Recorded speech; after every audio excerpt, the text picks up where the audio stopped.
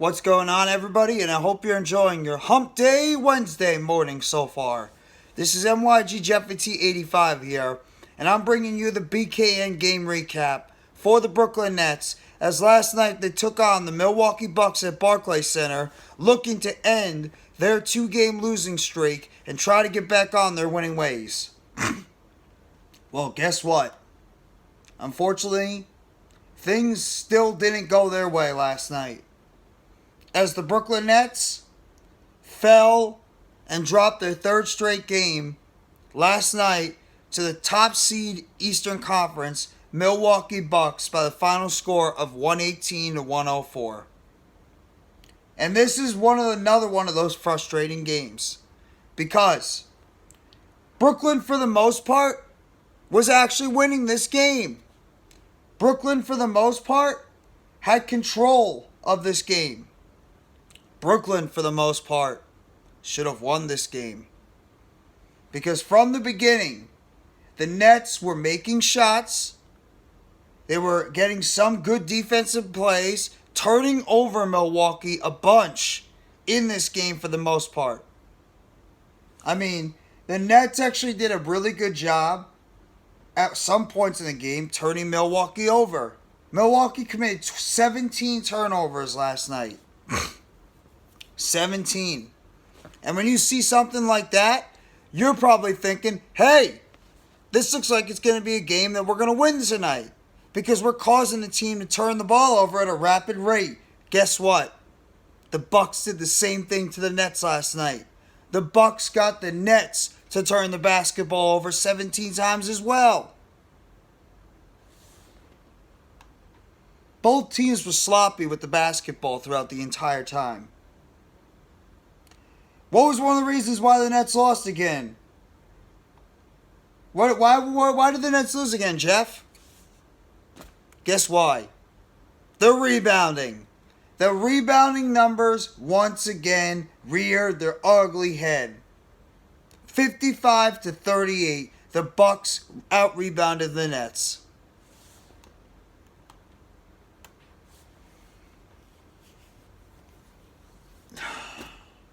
The Nets can't rebound the basketball consistently. They just can't do it. They can't do it. If it's not Nicolas Claxton, is there anybody on this basketball team that can consistently rebound the ball? No. I mean, Yuta Watanabe was sick. That's why he didn't play. Edmund Sumner is having a child. Congratulations, Sumner, by the way. He didn't play because of that. And Ben Simmons is dealing with the knee injury. What else is new?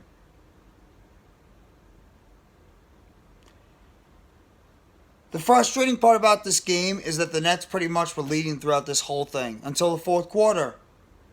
Then Giannis started to take over. Middleton started to take over. Lopez played pretty well. Allen was making some three-point shots.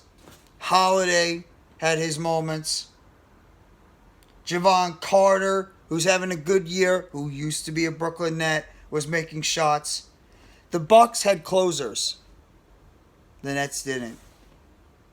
Even besides, the Nets actually had some good performances for some players. Mikal Bridges, once again, had another very good game. 31 points in 37 minutes, 11 of 19, 3 of 7 from the three-point line, 5 assists, 2 steals, turned it over twice.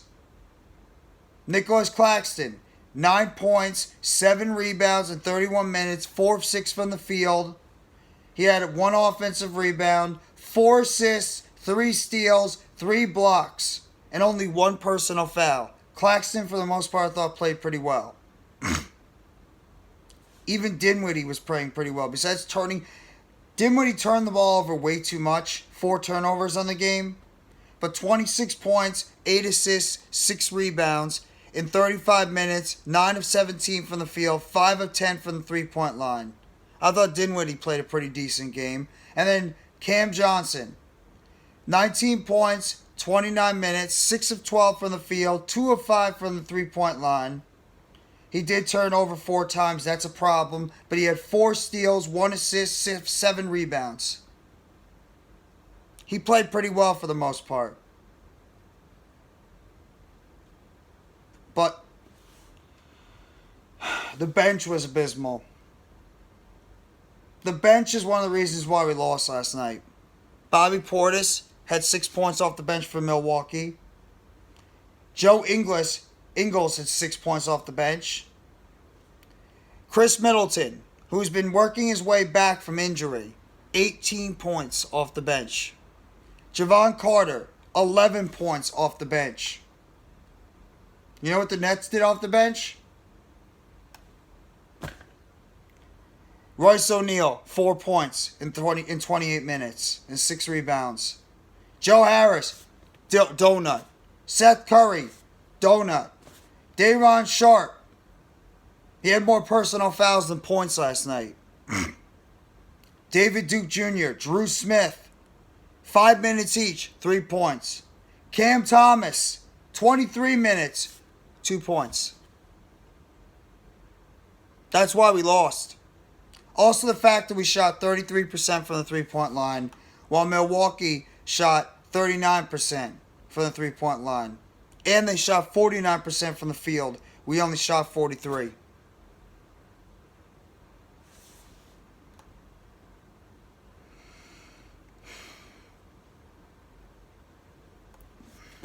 It's just a damn shame. It's just so frustrating that the Nets are really in a position right now where they just can't rebound the basketball. They have nobody that could close out the games in this stretch right now. They got no contributions from their bench. And now the Nets are 34-27 on a 3-game slide, and they're heading against a red-hot New York Knicks team tonight on a second half of a back-to-back in Madison Square Garden. This is not looking good if you're a Brooklyn Nets fan. We are 6th in the East right now, and we're dropping. We're like an anchor tied to our legs that is having us sink deeper and deeper and deeper in the Eastern Conference. We have some guys that are playing well. But in reality, our bench is not giving us jack right now. Bridges is playing well. Dinwiddie played well last night. Johnson, for the most part, did a good job. Claxton played well. Finney-Smith had a bad game. And the bench did nothing. Cam Thomas being one of the reasons. And when it came down to it, at this end of this game, besides Mikal Bridges, nobody was making shots. Nobody was driving to the basket. Nobody was drawing fouls. Nobody was doing anything to help this basketball team.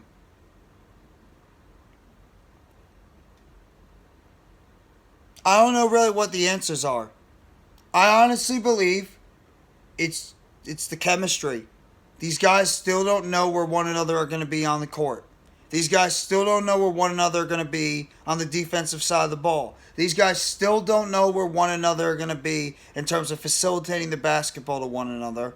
And these guys still have no idea in terms of their rotation. It's a process that's still being played out with this basketball team. And Giannis took control of the basketball game in the end. That's pretty much what it was. Giannis took over. 33 points, 15 rebounds, 4 assists, 1 steal. He did have 5 turnovers, which is bad. And 4 personal fouls. But offensively, when Giannis needed to make plays, that's exactly what he did. They gave him the basketball, and he went out there, and he took over the game. The Nets had nobody really that could do that for them. And that's the difference with having a superstar player and a closer that the Nets are still looking to have right now. One of their closers was Cam Thomas, but he was miserable last night.